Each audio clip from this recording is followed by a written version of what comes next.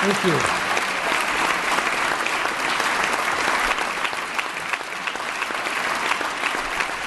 Thank you. Thank you.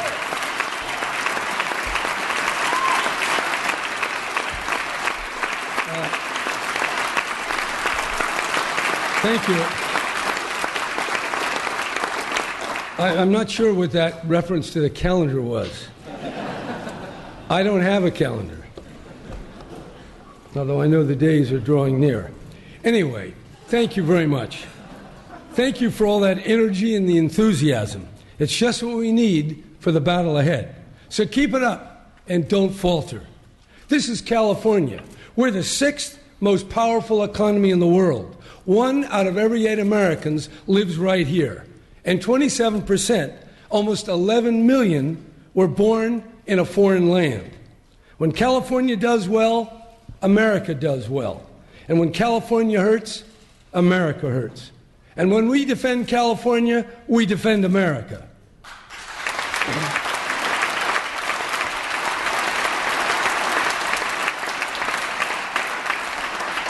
As the English poet John Donne said almost 400 years ago, no man is an island entire of itself.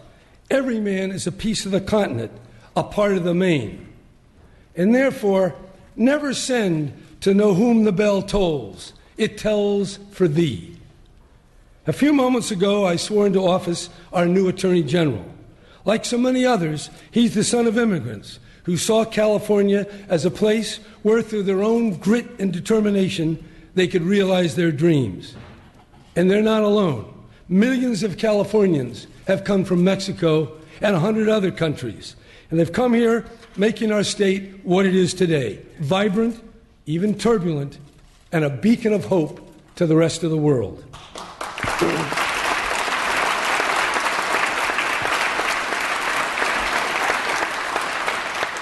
We don't have a Statue of Liberty with its inscription, "Give me your tired, your poor, your huddled masses yearning to breathe free." But we do have the Golden Gate and a spirit of adventure and openness that has welcomed, since the gold rush of 1848, one wave of immigration after another. For myself, I feel very privileged to stand before you this morning as your governor, as my father did 60 years ago. His mother, Ida, my grandmother, the youngest of 8 children, was born in very modest circumstances, not very far from where we're gathered today. Her father arrived in California, right here in Sacramento, in 1852, having left from the port of Hamburg aboard a ship named Perseverance. I just learned that last year. Perseverance. It's that spirit and perseverance and courage which built our state from the beginning. And it's that spirit which will get us through the great uncertainty and the difficulties ahead. It's customary on an occasion like this to lay out a specific agenda for the year ahead. 6 times before on this rostrum, I've done exactly that with enormous detail. And as I read through those State of the State speeches, I was really amazed at how much all of us have done together. We've increased by tens of billions of dollars the support for our public schools and universities.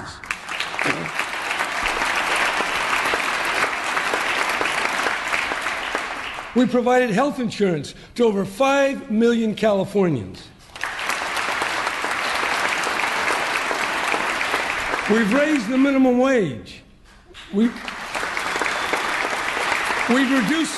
reduced prison overcrowding, and most important, we've reformed the system of crime and punishment, and that's really significant. We've made California a world leader in the fight against climate change. We passed the water bond. We built up a rainy day fund, and we closed a $27 billion deficit.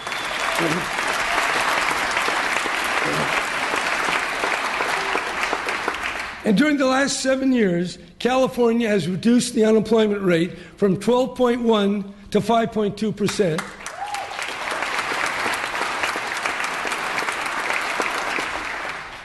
By the way, I said California created that, not us. We helped a little bit, I hope. And hopefully didn't cause too much interference. Anyway, 2.5 million jobs, almost 2.5 million jobs have been created, and that's not all. But this morning, it's hard for me to keep my thoughts just on California. The recent election and inauguration of a new president has shown deep divisions across America. While no one knows what the new leaders will actually do, there are signs that are disturbing. We've seen the bold assertion of alternative facts, whatever those are. We've heard the blatant attacks on science. Familiar signposts of our democracy, truth, civility, working together, have been obscured or even swept aside. But on Saturday, we also saw something else. In cities across the country, we witnessed a vast and inspiring fervor that is stirring in the land. Democracy doesn't come from the top. It starts at the bottom, and it spreads in the hearts of the people. In the hearts of Americans, our core principles are as strong as ever.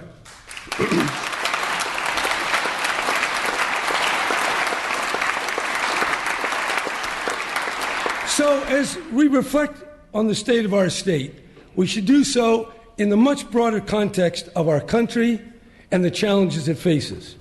We must prepare for very uncertain times and reaffirm the basic principles that have made California the great exception that it is. First, in California, immigrants are an integral part of who we are and what we become.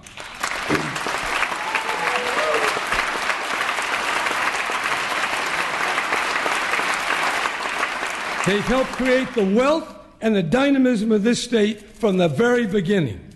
I recognize that under the Constitution, federal law is supreme and that Washington determines immigration policy. But as a state, we can and we have played an important role. California has enacted several protective measures for the undocumented: the Trust Act, the driver's licenses, basic employment rights, and non-discriminatory access to higher education. This is what made the Dreamers, and you made it happen.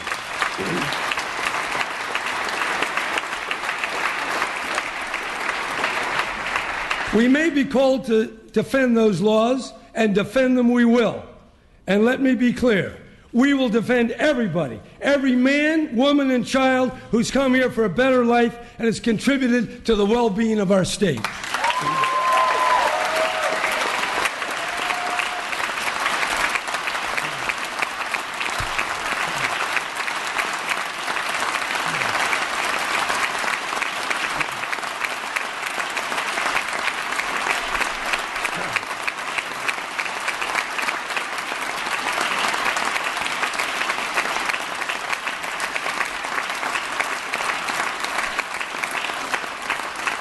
My second point relates to health care.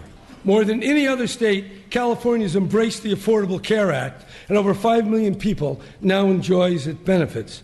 But that coverage has come with tens of billions of dollars from the federal government. Were any of that to be taken away, our state budget would be directly affected, possibly even devastated. That's why I intend to join with other governors and senators and with you to do everything we can to protect the health care of our people. And by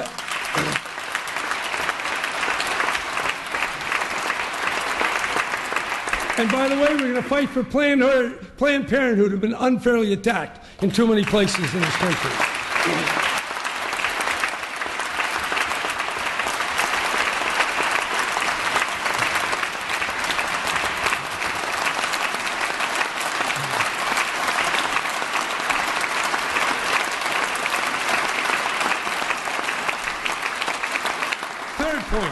Our state is known the world over for actions we've taken to encourage renewable energy and combat climate change. Whatever they do in Washington, they can't change the facts. And these are the facts. The climate is changing. The temperatures are rising, and so are the oceans. Natural habitats everywhere are under stress. The world knows this. 194 countries have signed the Paris Agreement to control greenhouse gases. Our own voluntary agreement to accomplish the same goal, the Under 2 MOU, has 165 signatories representing 1 billion people throughout the whole world. We can't fall back and give in to the climate deniers. The science is clear. The danger is real. We can do much on our own, and we can join with others, other states and provinces, even countries, to stop the dangerous rise in climate pollution. And make no mistake, we're going to do exactly that.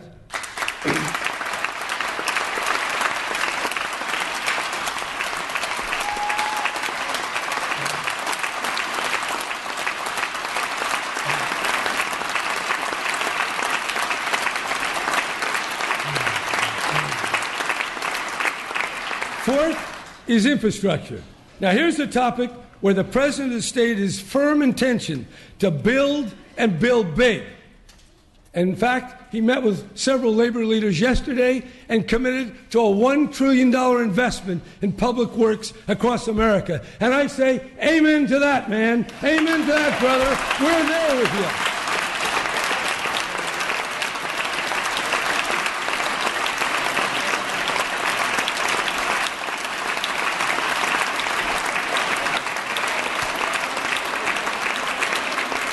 The President said in his inaugural address, we'll build new roads and highways and bridges and airports and tunnels and railways all across our wonderful nation. And in this, we can all work together, here in Sacramento and also in Washington as well. We have roads, we have tunnels, we have railroads, and even a dam that the President can help us with. We should get some applause there, shouldn't we, Jim? And that's what's going to create good-paying American jobs. As we face the hard journey ahead, we have to summon, as Abraham Lincoln said, the better angels of our nature. Above all, we have to live in the truth. We all have our opinions, but for democracy to work, we have to trust each other. We have to strive to understand the facts and state them clearly as we argue our points of view.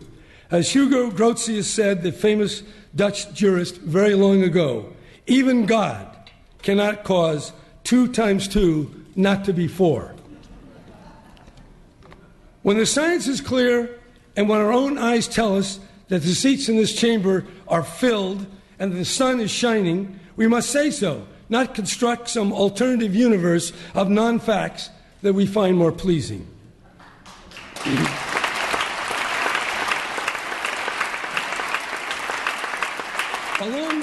Along with truth, we must practice civility. Although we've disagreed often along party lines, we've generally been civil to one another and avoided the rancor of Washington. I urge you to go even further and look for new ways to work beyond party and act as Californians first. Democrats are in the majority, but Republicans represent real Californians too. And by the way, those Californians want to be heard too, and they want to be listened to. So let's work together as Republicans and Democrats and find more things to do together. We went beyond party when we reformed workers' compensation, when we created the Rainy Day Fund, and we passed the Water Fund. Let's do it again and set an example for the rest of the country, and in the process, we'll earn the respect of the people of California.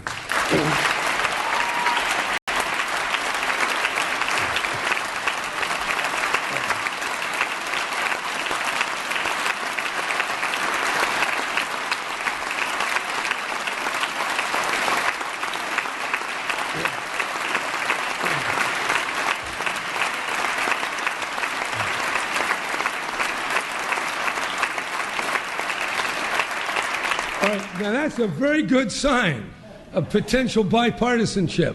That may have been the biggest applause we got. So that's together, not separate. And then there's perseverance.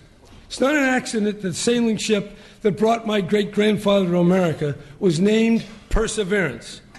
That is exactly what it took to endure the dangerous and uncertain months at sea, sailing from Germany to America. While we now face different challenges, make no mistake, the future is uncertain and dangers abound, whether it's the threat to our budget or to undocumented Californians or to our efforts to combat climate change or even more global threats such as a financial meltdown or a nuclear incident or a terrorist attack. This is a time which calls for courage and for perseverance, and I promise you both.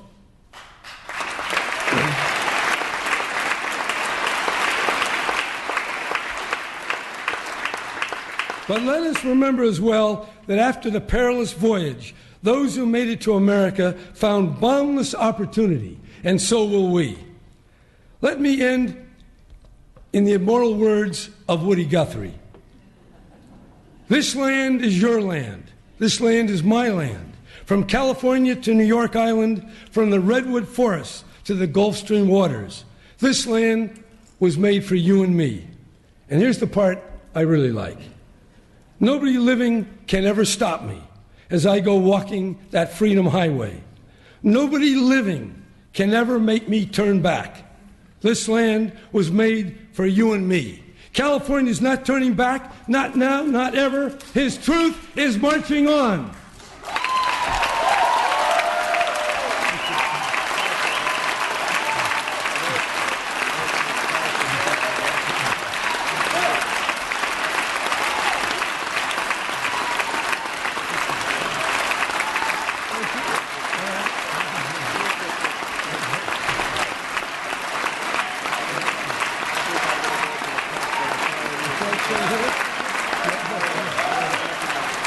Thank you.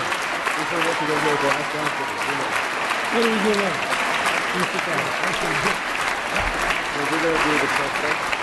I think so, yeah, over here. Yeah. Stand up again. Okay. Thank you.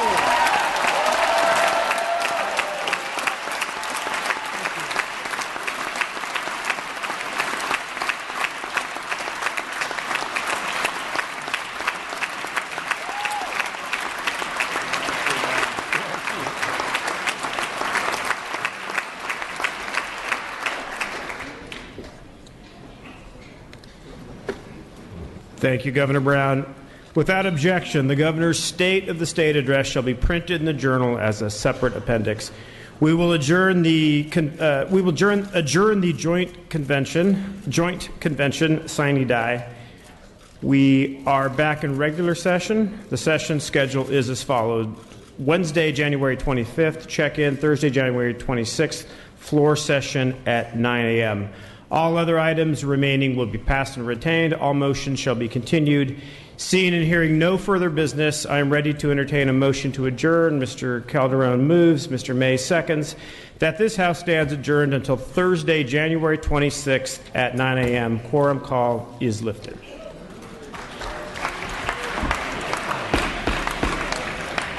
Okay, good job. Good.